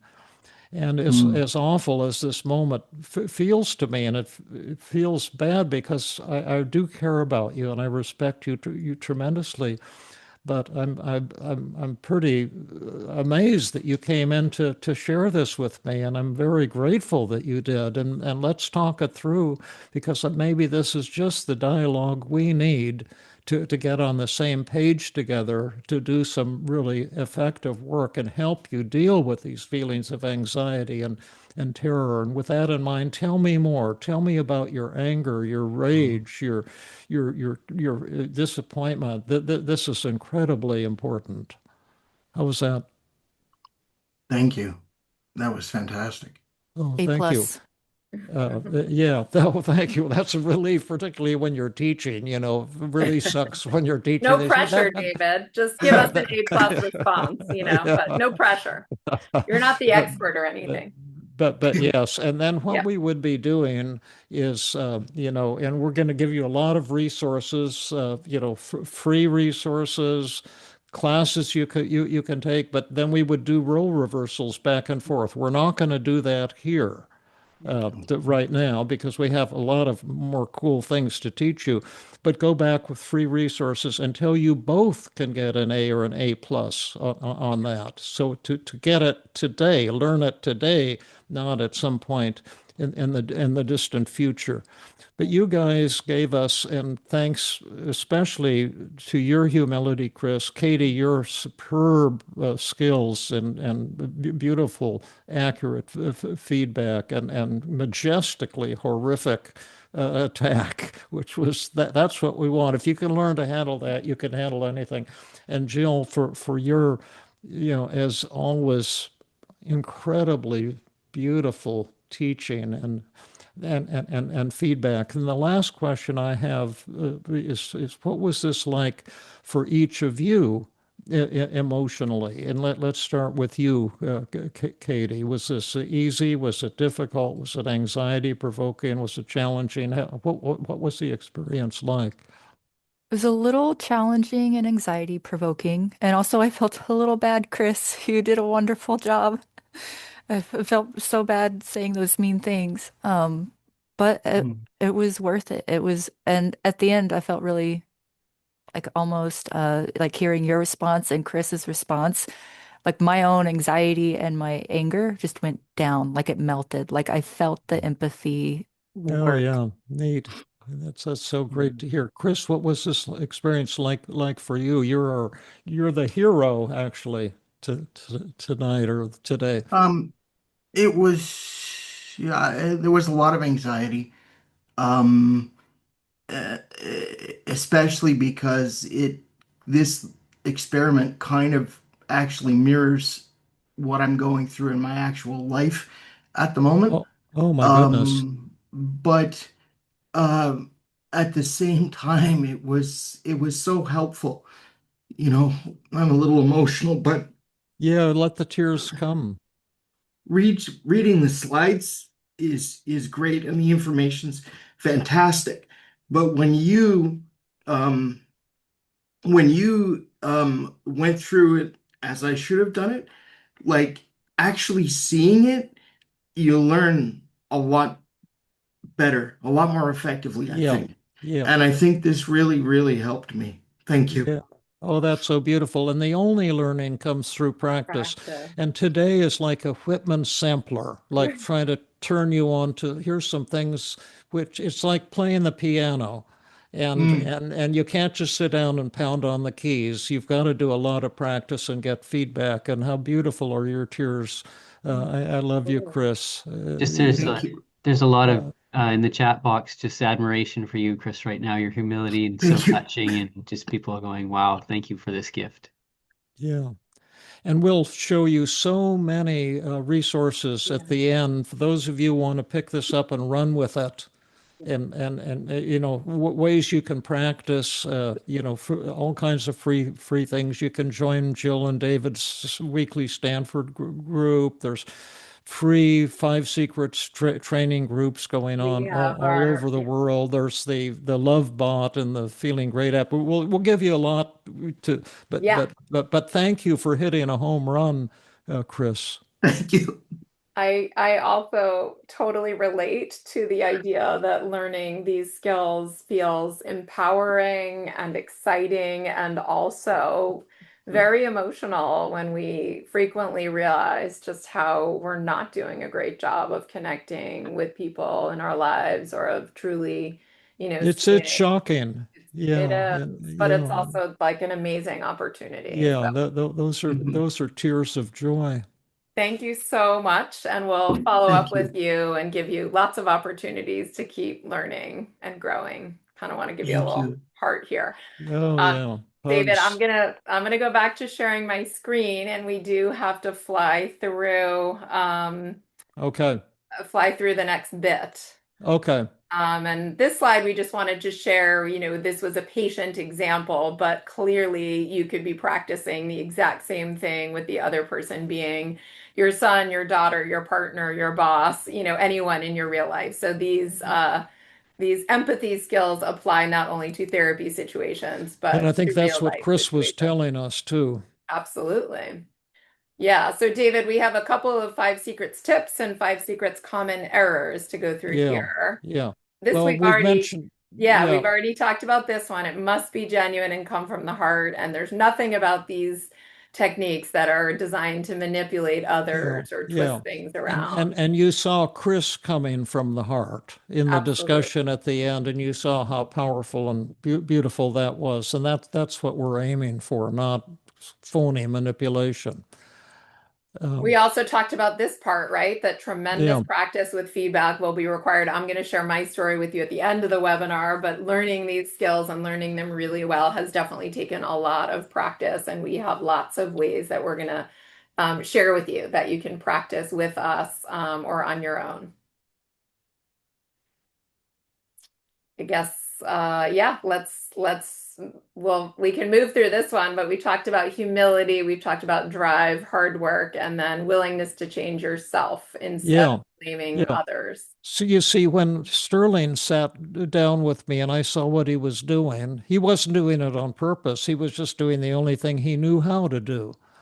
But I developed an intense desire to learn from what he was showing me because I knew he had something I didn't have. I had a lot that he didn't have. I knew tons of clever techniques that I taught him that he couldn't have figured out on his own, I'm sure. But he had the gift of love, the gift of healing, the gift of listening, the gift of empathy. And I desired that, and I said I'm gonna learn this. I'm gonna change my life and learn how to teach it to my students as well. Okay, there are there's errors with each of the five secrets. It's not easy as you've seen, and in the handout we created for you, we have all the common errors, but we're just going to point out some with a couple of the techniques to give you a feel. I'll turn it over to you, Jill, here. Sure, yeah. So please take a look at your handout packet and you can read through all the common errors on your own. We'll talk about a few of our favorites or ones we see most frequently. So we talked about disarming, you know what that is, finding the truth in what the patient says, even when it seems unreasonable or unfair. And so, one, we have a couple errors people frequently make with the disarming technique. And one, which I saw lots of people do in the chat box, was what feels kind of patronizing. So instead of saying, "You're absolutely right, I did keep you waiting," and that was really disrespectful, saying, "I can see how you might feel that way," which if you say that to someone in your personal life or to your patient, it actually doesn't feel like you're genuinely disarming or agreeing. It feels kind of patronizing and a It's little, a put down. You're yeah, saying I can see how you have screwed up ideas because you're such a exactly. sick, disturbed person. It's like it's your perception that, right? Rather than Yeah. there's actual truth in it. Yeah. And some people go their entire lives never learning how to see the truth in what other people are saying. Absolutely. And then the next disarming error that we frequently see and engage in ourselves is defensiveness, trying to explain why the other person is wrong, right? So someone says, you kept me waiting and that was disrespectful, and then saying, oh, yeah, you're right. I did. It's because A and B and C I happened, had an right? emergency that I had Right. to attend to, and blah, blah, blah. And there might be a time to share that, right? It's not that you have to hide that and you're never going to explain the circumstances. But when someone is angry, we are aiming to see the world through their eyes first, right? There's a round two can come later where you might want to explain things, but not initially, not in the de-escalation, not in the connecting phase. You know what you're saying, Jill, is just plain wrong. You're absolutely right. I frequently say things that are wrong. You haven't seen half of it. Yeah, I also jump the slides around quite often too. yeah. And then failure to understand, right? So this is again not seeing the truth in the criticism, not really getting the truth.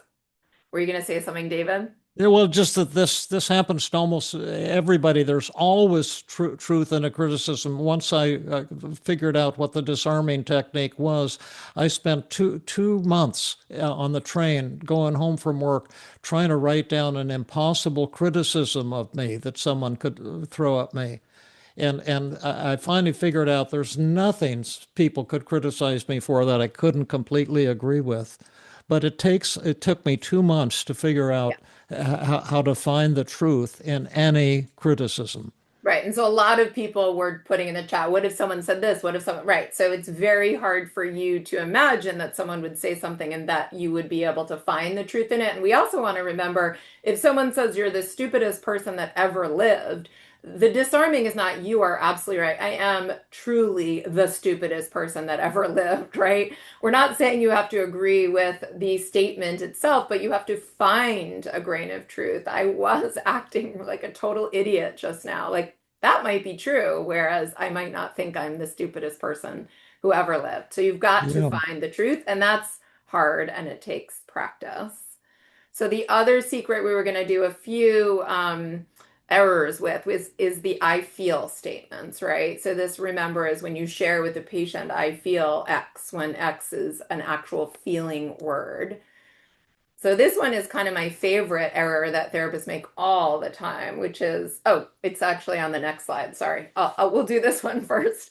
But why do people fail to share their feelings? Sometimes it's your training. You were told not to share your feelings with your patient. Sometimes it's because you feel kind of ashamed of the feelings that you have. You think you're not supposed to have these feelings. You're not supposed to be irritated or angry or frustrated or feel hopeless.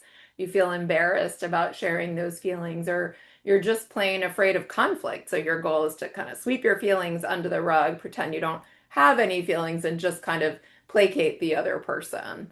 And we don't recommend you do any of that. The problem is if you don't share your feelings with friends, family, patients, then you end up coming across as kind of phony. And so, we see that one a lot. What I was saying was my favorite was that a lot of people will say, I feel, and then they say something that's not a feeling word, right? So it's only an I feel statement if it's I feel followed by an actual feeling word, hurt, sad, lonely. But if you say, I feel like you're being kind of defensive, or I feel like you're not listening to me, let's say in your personal life, I feel like you're not listening to me. That's not a feeling at all. That's actually a criticism of the other person. So I feel like you're defensive. I feel like you're wrong. I feel like you're acting like a jerk. So any of these things is actually a criticism that you'd be attacking the other person with rather than an I feel statement. And even though we teach this, we see that particular error all the time because I think it's like part of the semantics of our language. How about you do this one, David? Well, another I feel error is going overboard in the other direction. I'll give a therapeutic example, but it could be a family one too. So suppose the patient, you go overboard with expressing your feelings. So you overwhelm the other person. It's like trying to get them to take care of you. Like if a patient says to you, you know, Dr. Burns, you're not helping me, and you don't understand me. Uh, and then I might say, oh, you know, that's so true. In fact, you're my last patient. All the others have dropped out of therapy. My wife tells me the same thing, and we're getting a divorce. You know, I'm just a total screw up. Well, that that That's that, not that's helpful. That's not helpful to the patient, right? Like that's no. not done in the best interest of your patient. Yeah, Right. exactly. And then your And patient feels like they've got to rescue you or help you, right? So that's yeah, definitely not what we're suggesting. yeah, but expressing your feelings with stroking and positive reframing can help. Like you patient might say, Dr. Burns, you haven't been helping me at all. And I say, it's I feel really sad and ashamed to hear what you're saying for a couple of reasons. But first, because I totally agree with you. I've been missing the boat, but also because, you know, I think so much. I feel so strongly positive about you. I really respect you and care for you. And at the same time, and then we'll do some positive reframing. This conversation, while hard, that this can get us on the same page together, so we can do some really great work. And with that in mind, you know, tell me more. But that's a nice way to express your feelings with stroking and positive reframing. And then David, sorry, let me just see Yeah. this. Yeah. Okay. So then we're going to quickly just talk a little bit about how, you know, how one can learn whether or not they are an empathic therapist.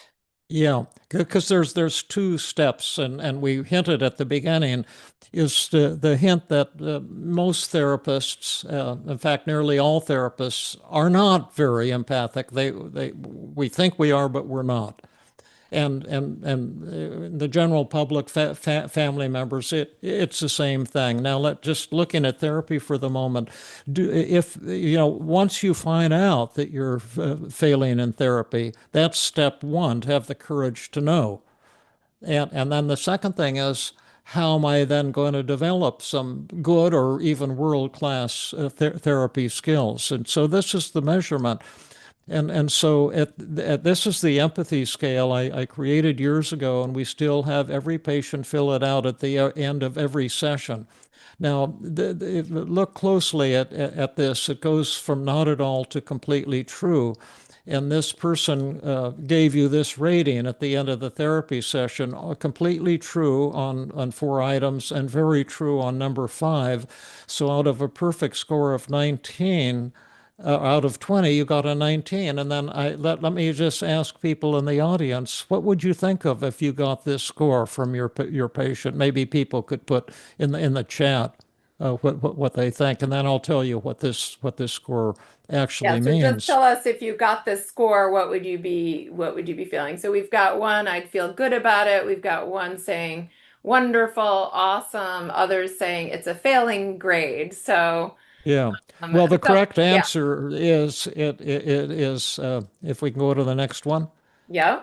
It's a failing grade, and let's go back and I'll tell you why. You see, the patient is telling you that my therapist didn't quite understand how I felt inside, and they may be condemning you here with faint praise. They may have wanted to put a 2 or a 1 here. And we're trying to make it easy for you to fail. We have an anti-perfectionism thing here. So we're trying to make failure as easy as possible for the therapist. And what this means, particularly if you talk about this to this patient, just say, I'm so glad that I scored good here in 4 of the categories, but I also agree with you. The last session, I wasn't getting how you felt inside, and this is important. Tell me about the part that I missed, and then they'll open up and tell you, and then you'll get a perfect score. And so the idea with the empathy scale is to use it with every patient at every session. Have them fill it out after the session. There's a form called the evaluation of therapy session, and they rate other things too. But that's how one way that you can find out. And when therapists use this scale, they typically get failing grades for most patients, sometimes all patients at every session. And if your ego can tolerate that, then you can begin to learn to get way better empathy scores, improve your empathy skills with patients. And then another fantastic, well, you want to do this one, Jill? Sure. The another way that you can assess your empathy is just live in sessions with patients, and therapists often balk at this, but after you've done what you think is a good job of really listening and connecting with your patient, you can say, how am I doing in terms of my empathy? It's important for me to understand before we move forward, and I wonder if you could kind of give me a letter grade. How am I doing at really understanding what you've been sharing with me? And how am I doing at understanding your feelings? And are you feeling like I'm getting you with a sense of kind of warmth, acceptance, and connection? And you can actually ask your patient to kind of grade you in each of these areas. And again, therapists are shy about doing this, but we're often giving examples of it, encouraging therapists to do this so that you can get honest, accurate empathy. And if the patient says, yeah, I give you a B, then we can say, yeah, I sounds like I'm not quite getting you yet. Can you tell me more about, what you haven't shared, or is there more about what I haven't gotten? Or if they tell you you haven't been warm or empathic, then you need to kind of double down on those skills. Yeah, yeah, this is one of the most powerful tools I've ever created to give those three letter grades. Even we were doing it in the Tuesday group, doing live work with somebody a week or two ago, and he gave us, on thought empathy an A plus, feeling empathy an A plus, and then warmth and acceptance a B. And that kind of stung at first. And then we said, well, tell us more about that. And that's important. And then he said, well, what I haven't told you is I'm working first full time as a high tech engineer. My love is coaching, and I hope to become a full time coach. But I'm sitting here with all of, PhDs and all of these fancy people, and I feel like I'm not one of the Tuesday group yet. And I'm not feeling cared about or acceptance. And then that led into doing some work with him that ended up in a home run. And so you don't need to be afraid of failing. The you know it the Buddhists say there's no such thing as success or failure, and I totally grasp that and endorse it. There's just stuff going on, but this is a beautiful way to get the information. And now Jill will give us the beautiful culmination of our empathy story for you folks. Yeah, well, I wanted to share a little bit of my story with you, and then just to let you know what's coming, we're going to share some training opportunities with you, and then we're going to do about 10 minutes of a Q&A. So please do stick around till the end because we love answering your questions, and you can submit your questions now, and Mike will share them with us. But I wanted to share with you a little bit about my story very briefly, which is about 18 years ago, I moved to California and I sought out training with David, and I was in the famous Tuesday group, which at that time met in David's living room in Los Altos Hills. And, I came to the group actually as a pretty seasoned CBT therapist and thinking that I had really excellent empathy skills. I felt really connected to my patients and really helpful. And I felt like I had really satisfying and rewarding relationships. And then I learned the five secrets much as you are today. And I thought, wow, I think I still have a lot to learn. And I discovered through drills and practice exercises that I was not nailing it. And so I set out to really master learning the five secrets. I went to the Tuesday group with David. I actually paid for individual consultation with a great TEAM-CBT therapist, Matt May. I practiced in the car. I practiced, before bed at night. And I started to realize that the tools that I was learning were helping me to feel really comfortable and connected with my patients, kind of no matter what they threw at me. but also that I was learning these skills that I could use in my personal life. So I started to realize that when my mom would call me complaining about something, I suddenly actually was able to really listen and connect and empathize and support rather than just rush to problem solving. And so pretty quickly, I would say, and I don't think this is overstating it, but that learning the five secrets ended up really transforming my therapy practice and also my personal life.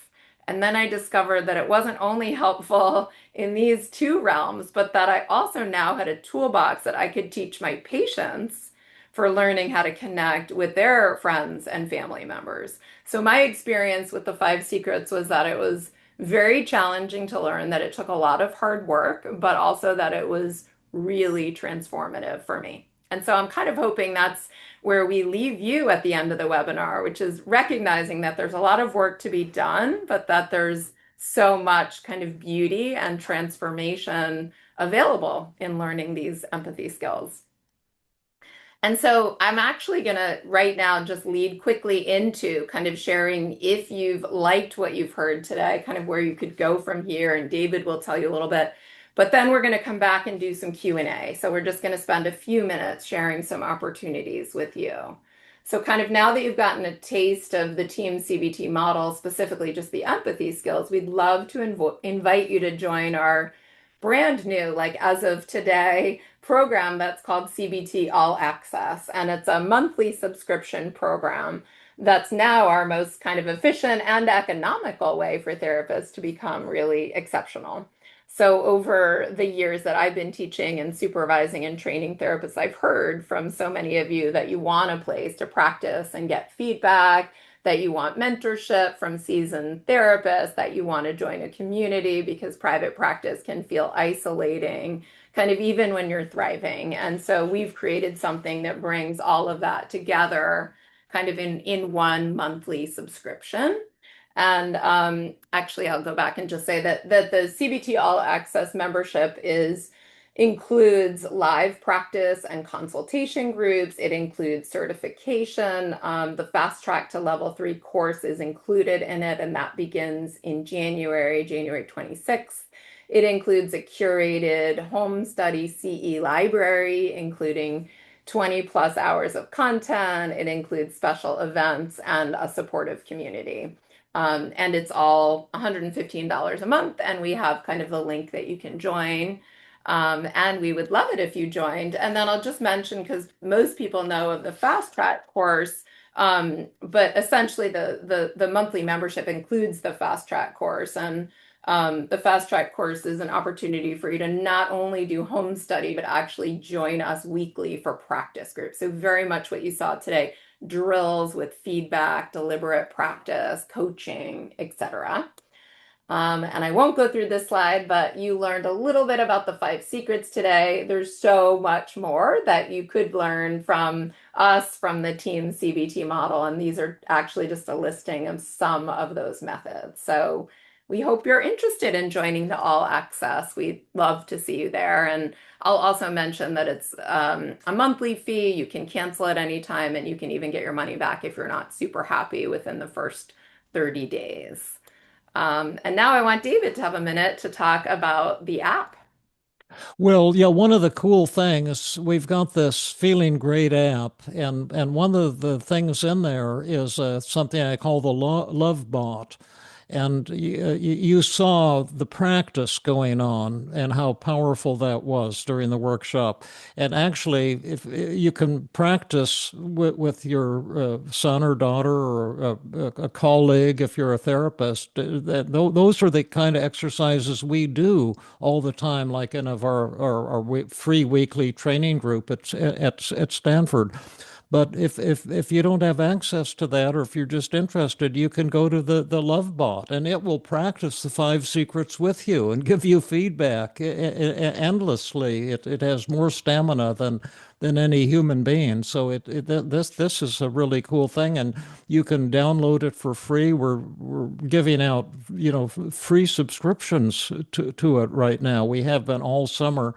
we're still doing it. And so if you act fast, and this is for therapists and for the general public alike, and the main goal of the Feeling Great app is to help you change the way you think and feel. But this is just a certain part of the Feeling Great app that will help you learn the 5 secrets, and this is kind of in the in your handouts, actually, showing you how to do this and how to use that love bot. We won't focus on those details right now.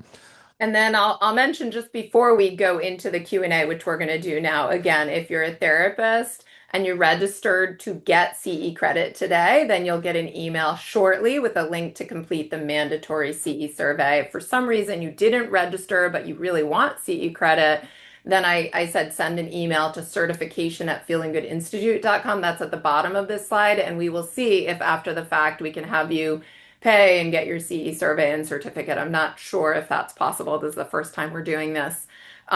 If you're not a therapist and you're a member of the general public, we're actually going to put a link to a survey in the chat. It's really quick, but it's just a way that we value your feedback too. So it's a way that you can give us feedback very briefly about today, but know that that is definitely not going to get you CE credit. It's just a really quick kind of general public survey. So Mike, you're up with some questions. Excellent. Regarding the research on therapists' perception of how they're doing with empathy, how accurate were therapists actually when they were guessing at the depression or anxiety scores, or how Well, inaccurate? they were only 9% accurate on the empathy, which means that they were just totally off base. They weren't biased, thinking they were better than they were, thinking they were worse than they were. It's just that they had no idea how they were perceived by patients. They were just guessing, they were out in left field and didn't know it. Would it be possible to discuss how to disarm when somebody says, you don't actually care, you're here because this is your job for the money? There's a few people ask that one. You're just Yeah, here for the money. it's painful for you to hear you say that, because I think you're right. In last session, we were talking about fees, and I felt too that I was coming across in a kind of a crass and an uncaring way. And I've been feeling troubled and ashamed because of that. I can imagine how hurt and angry you might be feeling. This is incredibly important. Tell me more about that. This is what we need to talk about to get back on the same page and do some beautiful, genuine work. With the disarming exercise, how does this work with folks with personality disorders like BPD, who say things like this to test the therapists and are attention seeking? Well, to say that when people attack the therapist, they're attention seeking is itself, I think, pretty patronizing. But I created TEAM-CBT specifically for patients with borderline personality disorder, who are among the most critical of all patients. And that's what I had in mind, is how to disarm those because within 15 seconds of meeting you for the first time, a patient with borderline personality disorder can sense your weaknesses and stick the knife in and twist it. And if you learn the disarming technique and the 5 secrets, you can learn to handle those beautifully and turn those therapeutic failures into therapeutic breakthroughs. Does stroking ever seem patronizing to clients or patients? Yeah. That's one of many errors that people can make with stroking and with the 5 secrets. You can read about all the errors in your handout. They're all in there. However, this intellectual understanding will never help you with the 5 secrets. The only understanding you'll ever develop of the 5 secrets is through practice with the Love Bot, with a colleague, by coming to, say, Jill and David's free weekly training at Stanford. It's for therapists, but it's free for therapists from all over the world. It's virtual. And we do all this kind of training in there. And you'll only learn from training. All the intellectualization and explaining the world won't do you one bit of good. It's like riding a bicycle. You can talk about it and read books about it, but you're not going to learn it until you get on it and learn how to handle that wobbliness and turn it into swift, rapid bicycling.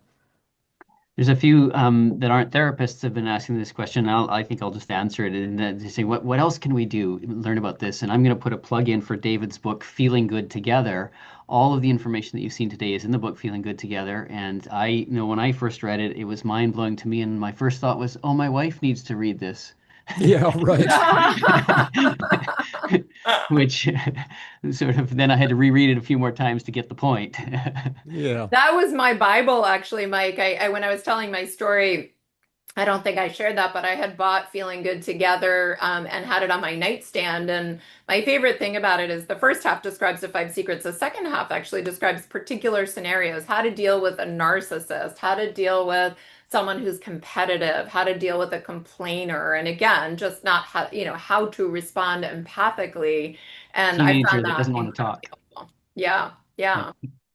Um, what if a patient or relative won't acknowledge their anger because they think it's shameful or wrong to feel angry? And there's some cultural questions. Sometimes if you kind of acknowledge and say, "Oh, you're feeling really angry," that can feel like a bit of a label.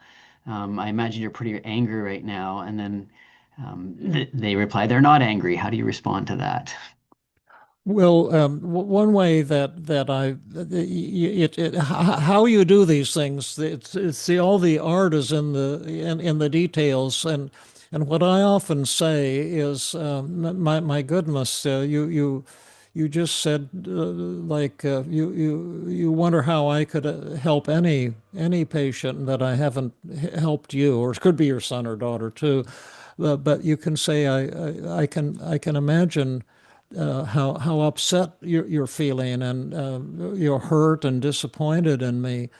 But I wouldn't be a bit surprised if you're feeling a bit angry as well, and for good reason. Yeah. Can you tell me more about that? I'd just love to hear what you have to say. This is so important. So I've given four instructions there that make it easy for them to acknowledge anger. First, I can imagine you might be feeling, Mhm. and then a bit angry, just a little bit, and for good reason. And then the talking about this could be fantastically important. Uh, Right. so that Positive that reframing. yeah, positive reframing. So that's how I do it. Mhm. Would you use these same techniques in the workplace or with an employer? Well, yes and no. The context is very important, and in a workplace, there's more emphasis on problem solving, and you use different kind of feeling words. To give you an example, if a police officer pulls you over for a ticket, you wouldn't say, "Oh, officer, I can imagine how hurt and disappointed you feel because I was speeding." And something like that. He'll think that this guy should be locked up. He sounds like a kook. But you might say, officer, I feel badly, but you're right, I was speeding, and I deserve a ticket, and in a way I have to thank you for pulling me over. And that's using five secrets. And I've done that a lot of times, and it doesn't work every time, but usually then they decide not to give me a ticket. I got out of a ticket once that way, exactly. You did, Yeah, Mike? Almost word for word. Yeah, my buddy, I was driving his car and he always got tickets. And he's like, how does that ever happen? yeah, yeah. But the And in five, the workplace too, I've helped a lot of people using five secrets in the yeah, workplace. I mean, just disarming alone, not being defensive, right? yeah, And right. people, again, it's super important. This is all the nuances that, that you can learn as you delve into this with us. But, it's not, it's agreeing with the criticism. It's not being defensive, and being open to learning more, right? It's like, what supervisor or boss isn't going to appreciate that? Yeah. So yeah, I think the answer is the five secrets can definitely be helpful in the workplace in Yeah. every situation. However, we always want to be sensitive to context, and it's not a cookie cutter. You don't use Yeah. the same words no matter what. You always pay Yeah. attention to your audience, right? I have a question for you, Jill, Hmm. and I'm Last one. Okay. proxy for a lot of people in the audience. You've mentioned that there are free Five Secrets practice groups, and that there's this David and Jill free group at Stanford. How do I find out about these free resources so I can utilize them? Yes, it's true. We used to have a slide again that talked about some of these free resources, and I'm thinking that somehow it's also not in our slide deck today.